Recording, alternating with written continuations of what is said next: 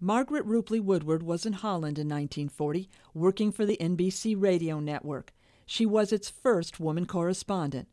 She went on shortwave radio live, telling an American audience what was happening in Holland just months before Nazi Germany invaded the country. This is Margaret Rupli speaking from Holland. The Dutch are anxiously watching spring developments in Europe, for Holland has already suffered almost as much from the war between the Allies and Germany as the belligerents themselves. Woodward was not a journalist when she was hired, but she was well educated and knew several languages. She was in Amsterdam with her husband, David Woodward, a British newspaper reporter. Now at 99 years old, she remembers how lucky she was. They wanted an American voice, and I've got an American voice. They wanted somebody whose voice projected, which mine does, and I think basically they couldn't find a man, and I was available. In Amsterdam, she met Edward R. Murrow, an American broadcaster famous for his reporting on the war.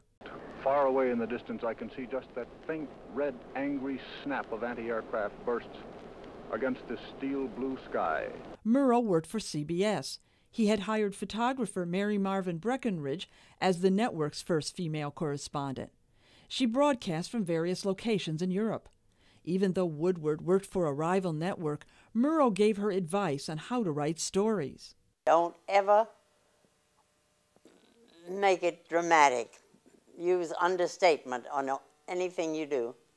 That was good advice. Woodward says NBC let her write whatever she wanted, but Dutch military censors had to approve her scripts. Her memories come back as she reads a story from March 10, 1940. All foreign planes will be forbidden to land at the Amsterdam airport after tomorrow, and everywhere in front of the government buildings, newspaper offices, and other key points, there has been a guard on sentry. Germany invaded the country 2 months later. On the first day of the attack, a bomb exploded outside the building where Woodward did her broadcasts. She had hoped to air the story but was not able to get through. As Germany occupied Holland, it became too dangerous to stay. She and her husband fled to England on a coal barge. I just turned off the chicken that was on the stove and left with a couple of pairs of socks for David, a couple of toothbrushes for us, and what we had on, really. In London, Woodward reported her escape from Holland. It was one of the last broadcasts she did. She was a highly praised reporter for 6 months.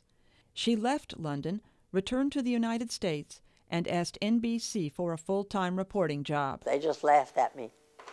I went down to the NBC studios and I said, "Look, can you hire me?" And they said, "No." After World War II, none of the 4 other American women correspondents were heard on the air again, and those who tried couldn't find other jobs in broadcasting. Deborah Block, VOA News.